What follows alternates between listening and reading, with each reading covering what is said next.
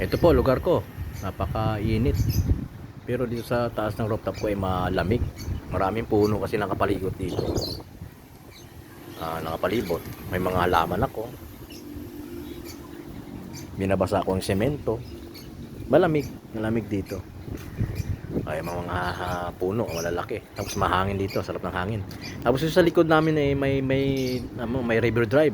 Malamig ng tubig ng pag sinisikatan ng araw yan siyempre ang dap yan ng hangin dito sa amin malamig. Ay, ilog kasi yan ayan ayan po. Ayan ilog yan. Ayan ilog yan Ayan ilog po yan, ilog. Ayan ilog yan yung na yan. Oo. Tapos dun po ay river drive po yan. Ayan maraming sasakyan dumadaan. River drive po yan, river drive. Sana ba yun? Teka sana. Ayun, yun. River Drive. Wala sasakyan River Drive po yan. Maraming dumadaan ng sasakyan yan. Papuntang Biip. Tagos ng Danghari. Yan. Dito ang daan po niya sa likod namin. Yan, River Drive. Tagos po yan sa Coastal, sa Pote. Yan. Papunta doon sa Pote. Papunta rito, papuntang Biip. Sa gilid namin dumadaan yung mga yan. Dito yan dumadaan. Yan, Yan, tabing ilog, Opo, ayan po ay project ng yan, ng Las Piñas dito sa tagos yan sa hanggang Danghari na nga yan So, medyo nakakatulong din sa pagpapaluwag ng trapiko dito sa Las Piñas kasi lahat ng mga private dito na dumadaan. Bawal po ang tricycle, lahat ng motor dito sa likod, bike, bawal po dyan. Private road lang ang private na vehicle lang po ang kotse, van, bawal po ang truck. Ayan, mga private lang po lang dumadaan dyan. Siyempre kailangan may sticker ka o Las Piñas, meron kang Las Piñas, tawag doon ay Friendship Road o kaya may BF na sticker. Yan, dito ka pwede dumaan sa likod. Yan, tagos mo BF na. Meron din po yung tagusan papuntang Molino. Pwede ka dumaan dyan sa tapat yata ng ng Pilam Life. Yan po. Ito yung aking place. Yan di ba?